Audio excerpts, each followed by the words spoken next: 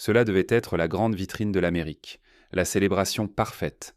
La Coupe du Monde 2026 devait tomber pile sur le 250e anniversaire des États-Unis, un moment destiné à montrer au monde une image de puissance, de prospérité et de leadership mondial, une scène soigneusement construite par des responsables politiques, des dirigeants de la FIFA et des patrons de télévision, tous convaincus que ce serait la plus grande fête sportive de l'histoire. Mais les fissures sont apparues bien avant le coup d'envoi. Des chambres d'hôtel vides, des billets que personne ne veut acheter, des supporters internationaux qui hésitent chez eux, vérifient leur vol une dernière fois, puis reconsidèrent le voyage. Des prix que la plupart des familles ne peuvent même pas approcher. La crainte de voir les services d'immigration surgir autour de stades bondés. Un dispositif de sécurité inédit déployé dans 11 villes hautes américaines. Ce qui devait être le plus grand festival de football de la planète est en train de devenir un véritable casse-tête pour la FIFA sur le sol américain. Et l'histoire de la manière dont on en est arrivé là est bien plus complexe que quiconque, à Zurich ou à Washington, n'a jamais voulu l'admettre. Malgré des mois de campagne promotionnelle intensive et un flot régulier d'annonces vantant une demande record, la réalité sur le terrain, dans les villes hautes américaines, raconte une toute autre histoire. Des milliers de billets restent invendus. Les supporters locaux, des gens qui vivent à 10 minutes de ces stades gigantesques, ne manifestent tout simplement pas un grand intérêt. La NFL, la NBA et la Major League Baseball continuent de dominer la conversation sportive américaine et le football, même au niveau d'une Coupe du Monde, se retrouve repoussé en marge. Une enquête a montré qu'une proportion importante d'habitants des villes hôtes ne savent même pas quels matchs seront joués dans les stades de leur propre ville. Les prix, très franchement, font partie du problème. Mais les prix ne sont que le début. Parlons de ce que représentent réellement ces prix. Pour le Qatar 2022, on pouvait assister à un match de phase de groupe pour environ 70 $. Pour la Coupe du Monde 2026, les billets de phase de groupe dépassent déjà les 200 $ sur la plateforme officielle de la FIFA. Et pour les affiches les plus attendues, les grands matchs de sélection nationale, les chocs à élimination directe, les prix sur le marché légal de la revente grimpent entre 6 000 et 10 000 $ par billet. Un supporter d'Atlanta, il s'appelle Sevi et son histoire est devenue virale dans la presse sportive, a acheté 4 places en janvier pour un match prévu le 24 juin à Atlanta. Il les a payées 10 $ chacune. Ces mêmes billets sont désormais affichés à plus de 500 $ sur les marchés secondaires, une multiplication par 50 en moins de 6 mois. La FIFA exploite sa propre plateforme officielle de revente, et voici un détail qui mérite que l'on s'y arrête. Cette plateforme a vu apparaître des billets pour la finale au prix de 2,3 millions de $ pièce. La FIFA prélève 15% auprès de l'acheteur et 15% supplémentaires auprès du vendeur sur chaque transaction.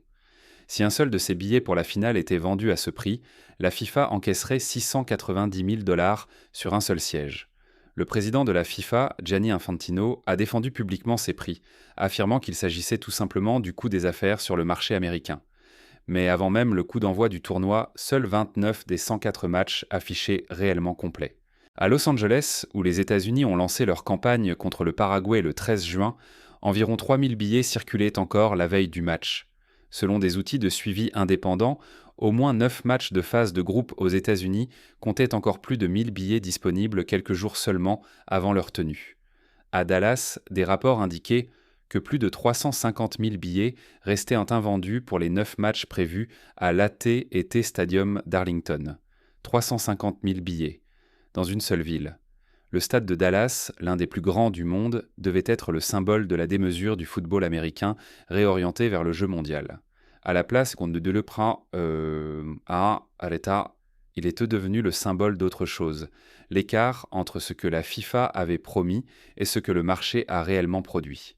Rien de tout cela ne s'est produit dans le vide. Il existe ici un contexte politique impossible à dissocier des chiffres de fréquentation, et il serait malhonnête de prétendre le contraire. Lorsque Donald Trump s'est présenté à sa réélection en 2024 et l'a emportée, il a fait de la Coupe du Monde un élément de sa propre tournée triomphale. Il s'est présenté comme l'homme qui avait amené le plus grand tournoi du monde sur le sol américain, et pas seulement sur le sol américain, mais sur le sol américain de son administration. Il a présenté le tournoi comme la preuve que les États-Unis demeuraient dans le centre incontesté du monde. La célébration devait être le reflet de sa personne. Mais les politiques de son administration ont créé une contradiction directe avec ce qu'exige réellement un événement sportif mondial, une circulation libre et accueillante des voyageurs internationaux. L'Immigration and Customs Enforcement, connu sous le nom de ICE, mène depuis des mois des opérations très médiatisées dans tout le pays. Les images de descente, d'arrestation et d'expulsion ont été diffusées partout dans le monde. Et lorsque des supporters étrangers ont commencé à envisager de prendre l'avion pour les États-Unis afin de voir leurs équipes nationales jouer au football, ces images ont pesé dans leurs réflexions. L'American Civil Liberties Union a publié en avril un avis officiel à destination des voyageurs étrangers, mettant en garde contre ce qu'elle décrivait comme une montée de l'autoritarisme et de la violence associée à l'administration Trump. La CLU a recommandé aux visiteurs potentiels de faire preuve de prudence et de préparer des plans d'urgence avant de se rendre aux États-Unis. Ce n'est pas le genre d'avertissement que l'on s'attend à voir associé à un pays hôte de Coupe du Monde.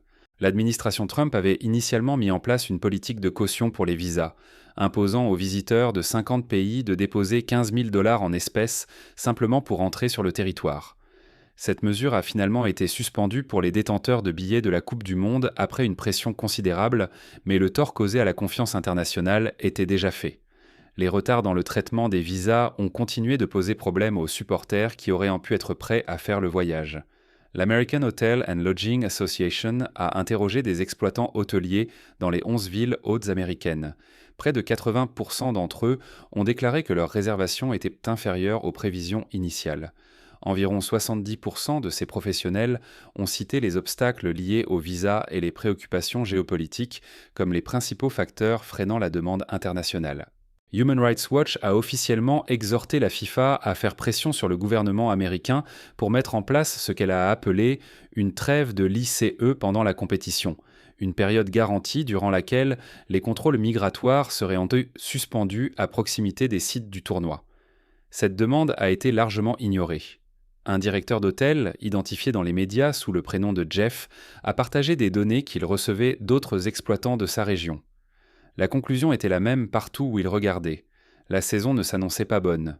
Lors d'un été normal, sans événement majeur, son hôtel serait complet du lundi au dimanche. Avec la Coupe du Monde, il avait des chambres vacantes. À Philadelphie, 75% des hôtels de la région recevaient, selon les informations disponibles, moins de réservations que prévu. À Miami et à San Francisco, les hôtels avaient augmenté leurs tarifs de base jusqu'à 300% pour les dates de la Coupe du Monde. Mais le rythme des réservations anticipées était inférieur de 40% aux projections. Le plan initial comptait attirer plus d'1 million de nouveaux touristes internationaux. L'estimation révisée ramène ce chiffre à environ 1,2 million, un manque à gagner important, qui touche non seulement les revenus hôteliers, mais aussi les restaurants, les transports, le commerce de détail et, plus largement, l'argument économique que les villes américaines avaient avancé pour justifier leur rôle d'hôte. L'impact économique mondial projeté que la FIFA mettait en avant dépassait les 80 milliards de dollars. La possibilité que ce chiffre se concrétise, même de loin, est désormais une vraie question ouverte. Al Jazeera a rapporté que les annonces Airbnb près du MetLife Stadium, dans le New Jersey, qui accueillera la finale le 19 juillet, dépassaient 5 600 $ pour 2 nuits. Les billets proposés sur Ticketmaster pour la finale elle-même commençaient autour de 9 200 $ et atteignaient jusqu'à 43 500 $ l'unité. Sur le site de la FIFA, la finale est indiquée comme indisponible. Le marché A, de fait, exclut entièrement le supporter moyen. Et puis, il y a le stationnement. La FIFA a été critiquée, et pas avec des pincettes, pour des frais de parking atteignant, dans certains stades, 900 $ par événement. 900 $ pour garer sa voiture et regarder un match de football. Pendant ce temps, à environ 2 heures au sud de la frontière, quelque chose de complètement différent se produisait. Le Mexique s'est vu attribuer 3 villes hôtes pour le tournoi de 2026, Mexico, Guadalajara et Monterrey. Et le contraste avec ce qui se déroulait aux États-Unis ne pouvait pas être plus saisissant. Le stade Azteca de Mexico, l'enceinte qui a accueilli le match d'ouverture le 12 juin avec le Mexique face à l'Afrique du Sud, est le plus grand des 16 sites du tournoi avec une capacité de plus de 85 000 supporters. Il a offert exactement ce que l'ouverture d'une Coupe du Monde est censée faire ressentir. De la passion, des couleurs, du bruit, de la fête.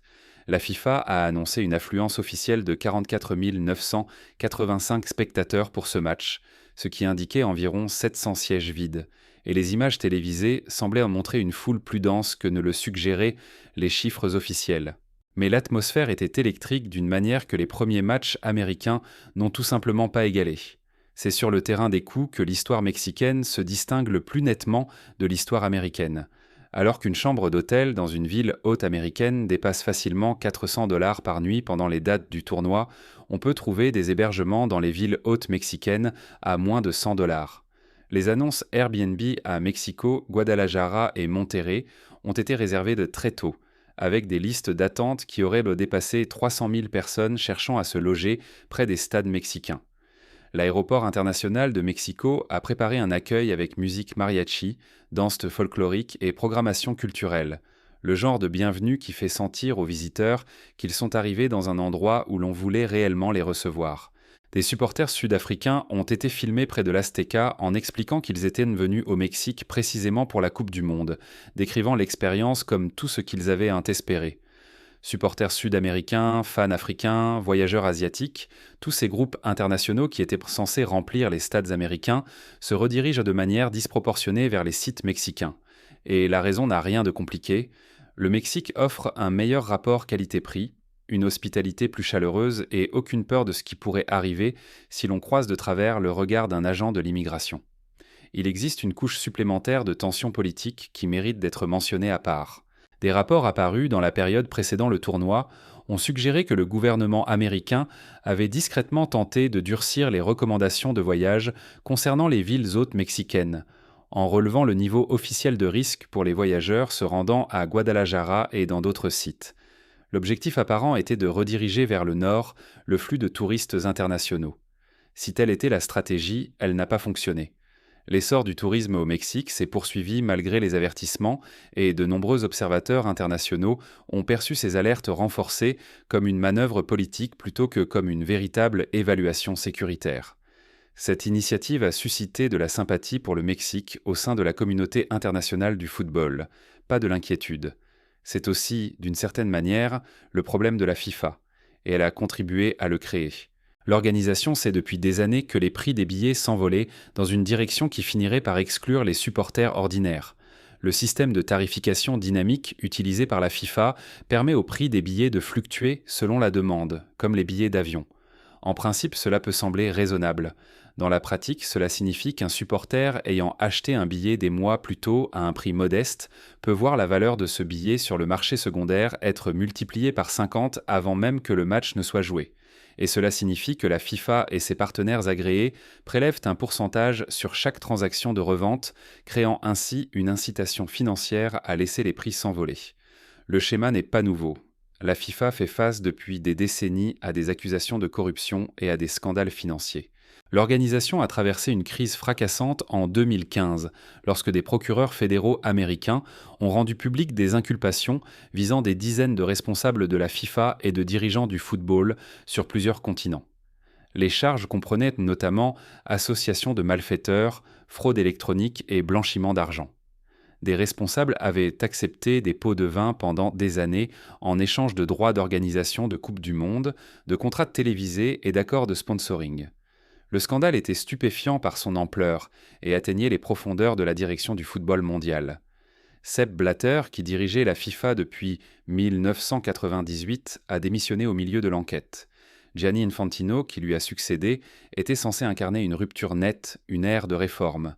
Sous Infantino, la FIFA a fait passer la Coupe du Monde de 32 à 48 équipes pour 2026, une décision largement perçue comme motivée par l'argent. Davantage de matchs, davantage de droits télévisés, davantage de billets à vendre et davantage de revenus pour l'organisation, indépendamment de l'amélioration réelle ou non de la qualité sportive du tournoi. Plus d'équipes signifie plus de matchs de phase de groupe entre des nations disposant de bases de supporters plus restreintes, jouées dans d'immenses stades américains qui n'ont aucun lien organique avec la culture du football. Cela signifie davantage de ce même déséquilibre qui a produit des sièges vides lors des 2 premiers jours du tournoi 2026. Les critiques affirmaient alors que l'expansion d'Infantino relevait surtout d'une logique financière.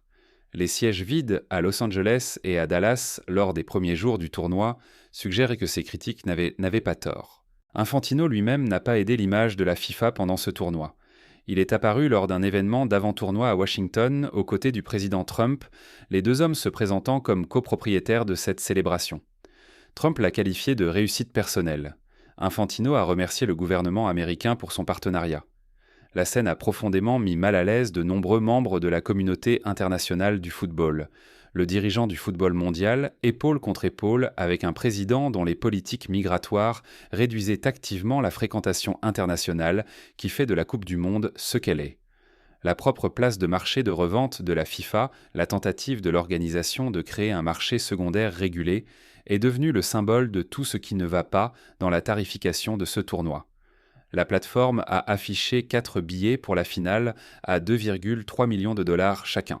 La FIFA se dégage de toute responsabilité sur les prix en affirmant que les vendeurs fixent eux-mêmes leurs tarifs. Mais la FIFA prélève 30% au total auprès des acheteurs et des vendeurs sur chaque transaction. L'organisation réalise un profit, que les prix soient rationnels ou non. Pendant ce temps, les supporters qui devaient en être le cœur de ce tournoi, les familles RT populaires qui économisent pendant des années pour suivre leur équipe nationale, les groupes d'amis qui mettent leur argent en commun et traversent la moitié du monde pour vivre une expérience unique dans une génération, se retrouvent largement exclus de la partie américaine de l'événement. Ils regardent à la télévision ou ils vont au Mexique. La question la plus profonde est ce que tout cela dit du lien entre la FIFA et les gens qui aiment réellement ce sport. La force du football a toujours résidé dans son accessibilité. C'est le jeu mondial précisément parce que tout le monde peut y jouer et que presque tout le monde peut le regarder. Pas besoin d'équipement, pas de règles complexes, un ballon, un espace libre et 2 équipes. À l'origine, la Coupe du Monde a été conçue comme une célébration de cette universalité. Un moment où le monde entier pouvait regarder les meilleurs joueurs s'affronter sous leurs drapeaux nationaux, quelle que soit leur origine ou leurs moyens. L'édition 2026 de ce tournoi, telle qu'elle se déroule aujourd'hui aux États-Unis, peine à conserver le moindre lien avec cet esprit d'origine. Un supporter qui voudrait assister à une semaine de match en suivant son équipe nationale, billets, hôtels, vols, nourriture et transports locaux compris, devrait prévoir au minimum 10 000 $. Ce n'est pas un budget de supporter de football, c'est un budget de vacances de luxe. Pour la plupart des supporters de football dans le monde, c'est tout simplement inaccessible. Et les supporters qui se présentent malgré tout, parce qu'ils vivent dans les villes hôtes, disposent d'un accès corporatif aux billets ou peuvent dépenser de telles sommes, ne craignent pas l'atmosphère qui rend le football de tournoi si particulier. Les matchs de phase de groupe entre petites nations de football, joués dans des stades de NFL à moitié vides devant des publics venus surtout parce que les billets étaient relativement abordables, produisent une version creuse de l'événement promis par la FIFA. Le tournoi n'en est encore qu'à ses débuts. Les tours à élimination directe apporteront de plus grandes affiches, de plus grands noms et de plus grandes foules. La finale au MetLife Stadium, dans le New Jersey, le 19 juillet, se jouera presque certainement à guichet fermé, même à 43 000 $ le billet, quelqu'un les achètera. Les audiences télévisées seront élevées quoi qu'il arrive. Les recettes publicitaires afflueront. La FIFA proclamera, une fois le tournoi terminé, qu'il s'agit d'un succès historique, et sur le bilan comptable, elle aura probablement raison. Mais l'écart entre ce qui avait été promis et ce qui se passe sur le terrain dans les villes hôtes américaines est réel, et il se voit. Des sièges vides lors du 2e match du tournoi. Des exploitants hôteliers dans 11 villes signalant des réservations très inférieures aux prévisions. Des supporters internationaux qui se réorientent vers le Mexique. Des frais de sécurité, des frais de stationnement et des prix dynamiques qui grignotent toute bonne volonté qu'aurait pu avoir le spectateur sportif américain occasionnel que le jeu mondial était censé conquérir. Le contraste entre les deux versants de ce tournoi nord-américain devient impossible à ignorer. Le Mexique, avec sa profonde culture du football, ses prix accessibles et sa passion nationale authentique pour ce sport, livre tout ce qu'une Coupe du Monde est censée être. Des supporters sud-africains ont pris l'avion pour Mexico parce qu'ils s'y sentaient bien plus les bienvenus qu'ils ne l'auraient été à Los Angeles. Cette phrase dit tout de l'état de la Coupe du Monde 2026 à ce stade. Sans correction sérieuse descendante de la stratégie tarifaire et sans remise en question fondamentale de la manière dont la FIFA se rapporte aux supporters qui sont censés être au centre de tout cela, l'héritage du tournoi 2026 aux États-Unis risque d'être défini par ce dont personne, à Zurich ou à Washington, ne veut parler. Les sièges vides, les touristes absents et la fête qui a eu lieu ailleurs.